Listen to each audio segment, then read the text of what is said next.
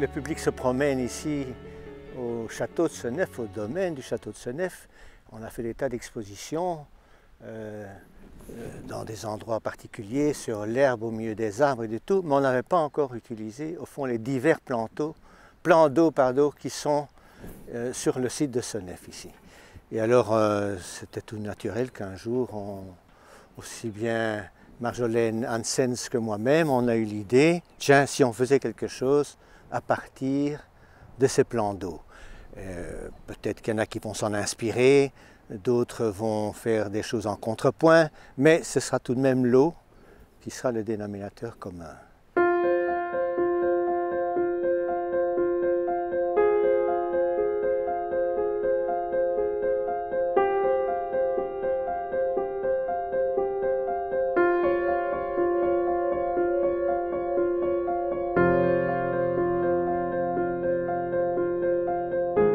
C'est un plasticien. C'est toujours gênant de dire touche à tout, mais les artistes actuellement, ils sont comme ça en fait. Ils n'ont pas une pratique de sculpteur, de marbre jusqu'à la fin de leur vie. Non, non. Ils savent dessiner, ils savent s'intégrer, etc. C'est pour ça aussi que je l'ai choisi.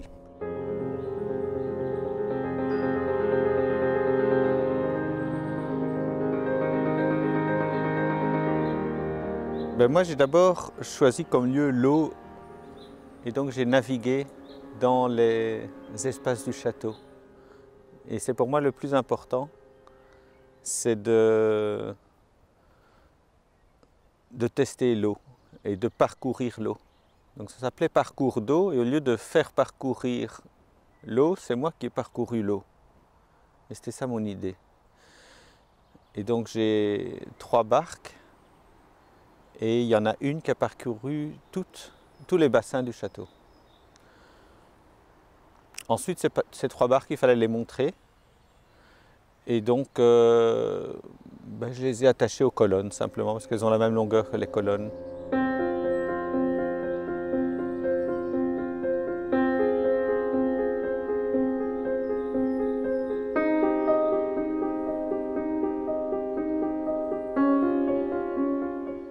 À côté des 3 barques, il y a 3 écrans et sur chaque écran, il y a une barque qui parcourt un espace d'eau. Et donc il y a sur un écran tous les parcours d'eau de Seneffe. Sur un autre écran, il y a un parcours en Finlande et un autre dans la mer du Nord. Mais il y en a un qui est sur tous les parcours de Seneffe.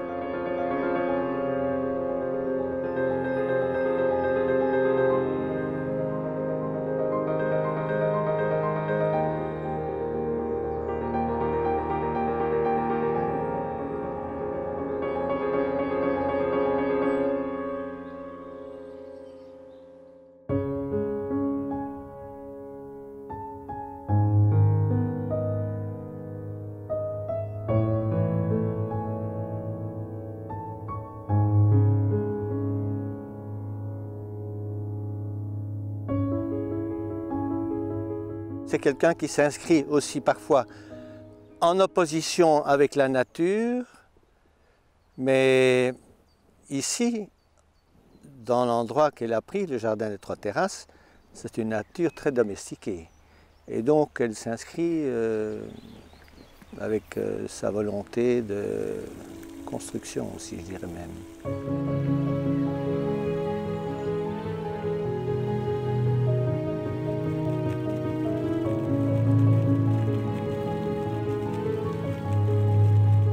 J'ai choisi le jardin des 3 terrasses parce qu'il y avait 2 bassins et donc du coup on apprécie d'abord le premier plan puis le deuxième plan et de mettre 2 installations comme ça sur les 2 bassins. Du coup ça occupe vraiment tout un espace dans ce beau jardin, donc voilà.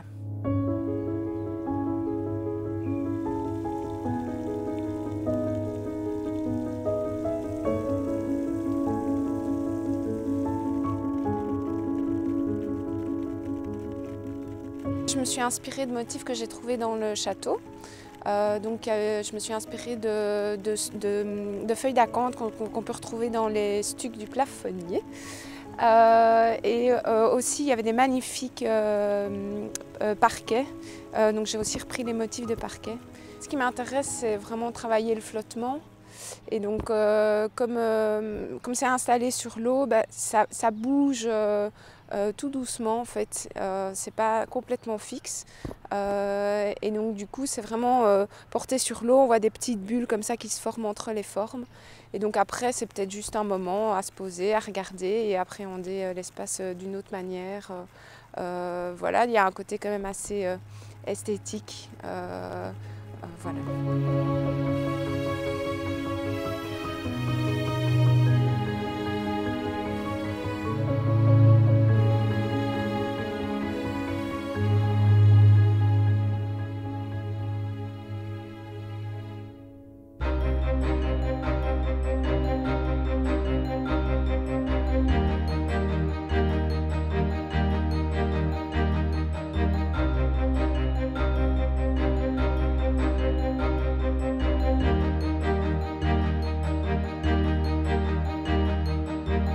C'est quelqu'un qui a beaucoup marié l'eau et le feu.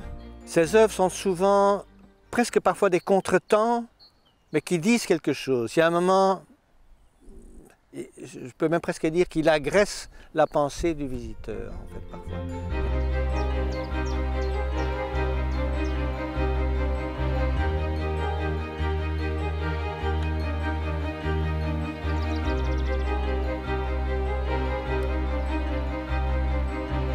C'est un lieu où on peut voir la pièce que je montre d'un certain auteur.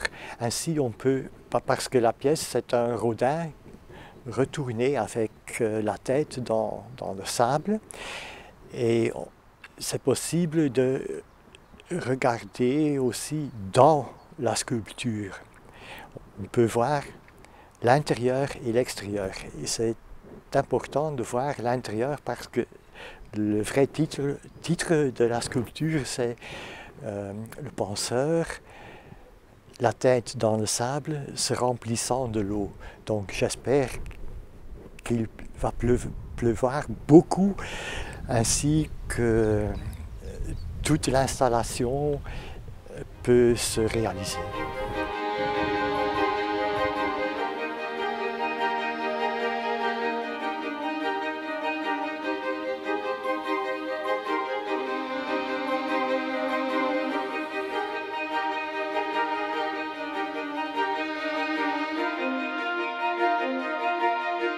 Et ça représente beaucoup plus qu'on pense. C'est un travailleur, hein, il est fort, il est musclé, donc, et il pense. Ce n'est pas un imbécile du travail, c'est quelqu'un qui pense. Donc c'est très important, je pense.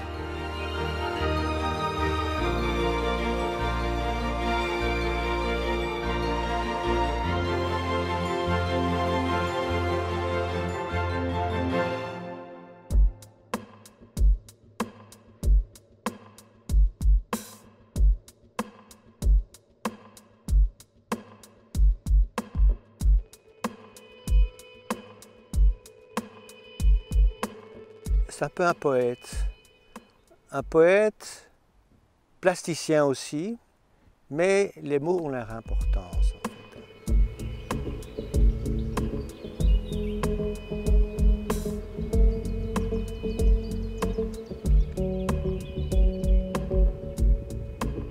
Mon idée pour cette exposition Parcours d'eau a été de réagir à un espace auquel j'étais sensible lors de ma première visite, et notamment le fait que sur cet espace, donc il s'agit du théâtre, deux bustes soient absents sur la façade sud de celui-ci.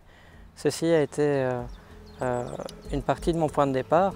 L'autre a été une recherche de documents relatifs à cet espace-là, et notamment une vue aérienne qui m'a permis d'imaginer une représentation symbolique d'un œil grâce au bassin qui jouxte le théâtre.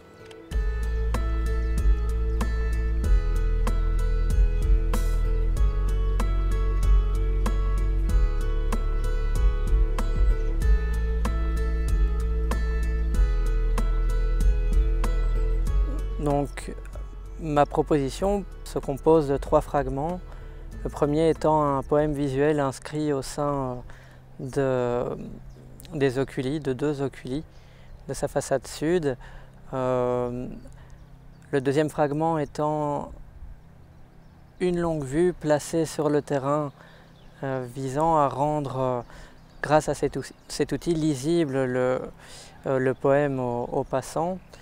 La coloration de l'eau du bassin aussi vise à développer une représentation symbolique de l'œil. Si on regarde cet espace, disons de haut, ou si on l'imagine également.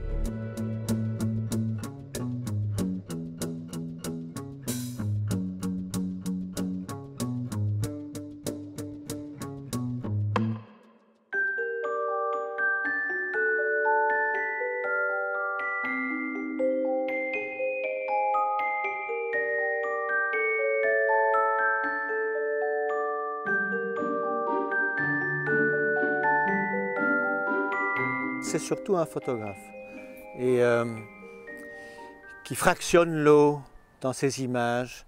Il en a déjà fait des ponts comme ça avec des images, voilà. Mais à partir d'objets qu'il a parfois construits en intégration avec ce qui est visible devant nous.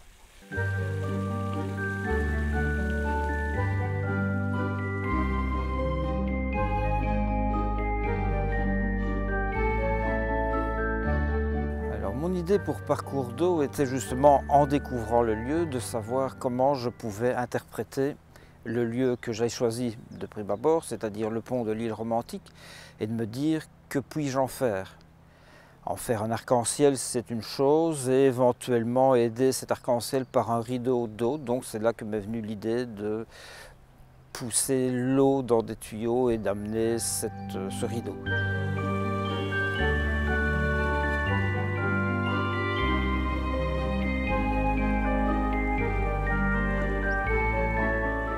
Je devais utiliser l'eau justement pour servir l'installation et pour lui donner l'impression de monter un peu comme un arc-en-ciel le ferait.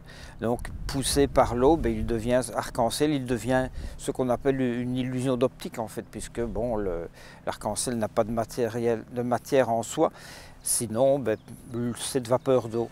C'est un peu ce que je voulais recréer.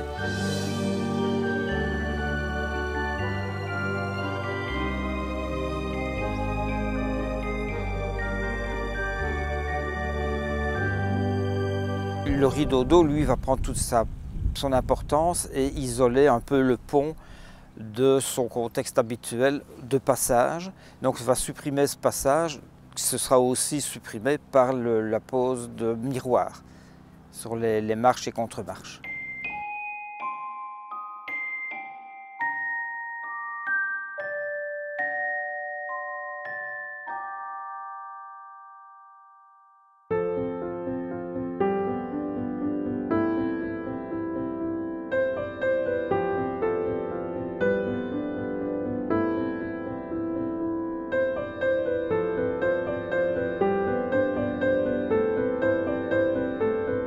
Philippe Leuyten, un artiste qui travaille sur le lieu le plus souvent, depuis très longtemps. Ce n'est pas quelqu'un qui va se mettre à dessiner ou faire une sculpture pour elle-même. Non, c'est quelqu'un qui s'inscrit toujours depuis 20 ans dans le lieu en fonction du lieu. C'est vraiment ça sa caractéristique et c'est là-dedans qu'il est le mieux.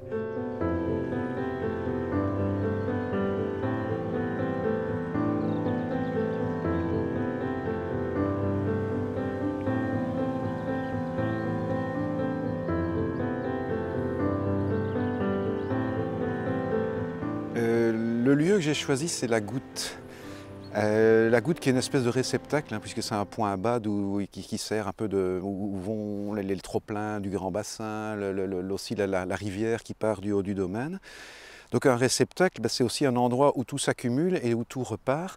Et je trouve que dans la proposition qui m'est venue à l'esprit quand j'ai vu ce lieu, c'est finalement cette question du gaspillage aussi. L'eau existe, elle arrive à un endroit et puis qu'est-ce qu'elle devient? Donc tout ce qui est eau polluée, eau grise, eau noire, eau sale, qui reviennent dans la consommation, mais c'est aussi la question qu'est-ce qu'on peut faire pour éviter le gaspillage. C'est un peu ça finalement qui me porte.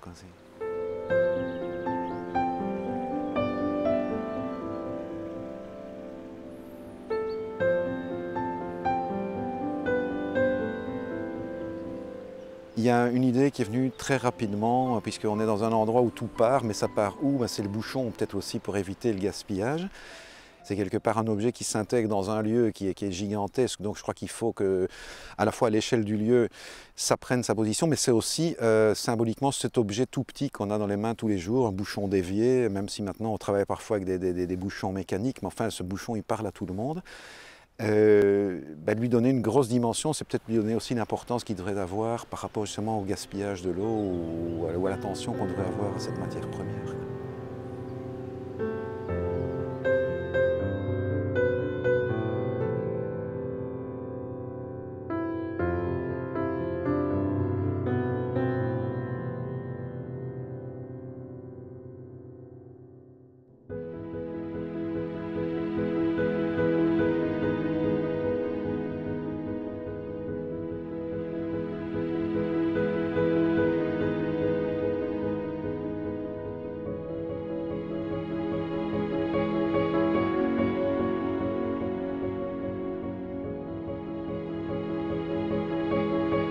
C'est un sculpteur en fait qui pratique aussi la peinture et le dessin, toujours très délicat.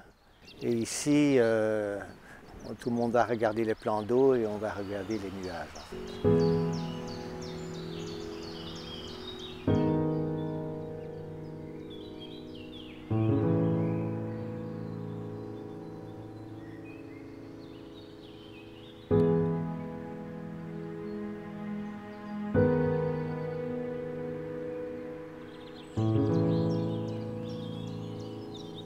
J'ai choisi le lieu pour... je pense que l'eau est dans l'air.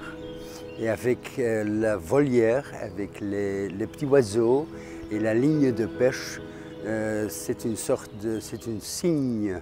C'est le geste qui est important dans mon œuvre. Parce que le parc est vraiment coiffé.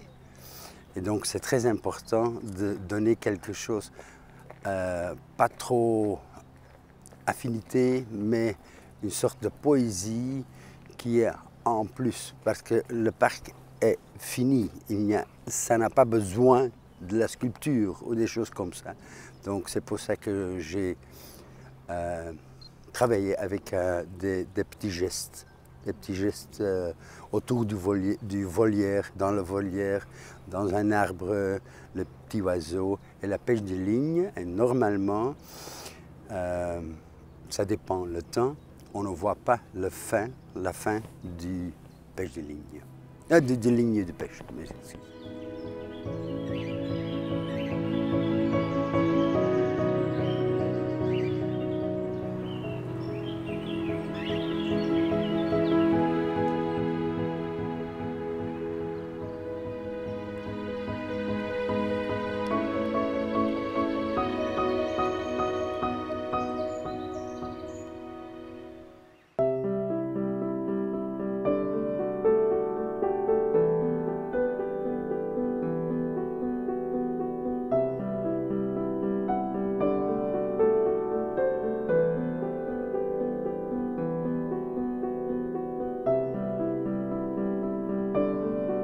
C'est quelqu'un qui, au fond, travaille souvent le papier découpé, auquel il ajoute, par exemple, une ligne sur un mur.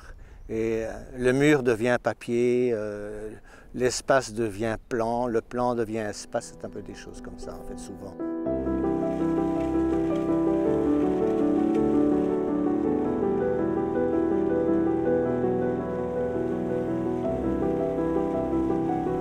Je me suis promené dans le parc et quand j'ai vu cette grande fontaine, c'était assez évident tout de suite.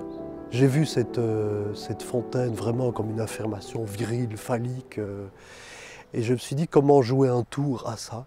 Et l'idée très simple qui m'est venue, on va moucher la chandelle. On va moucher, non, on va faire comme avec la fontaine, ce qu'on fait avec une chandelle, on va moucher la fontaine.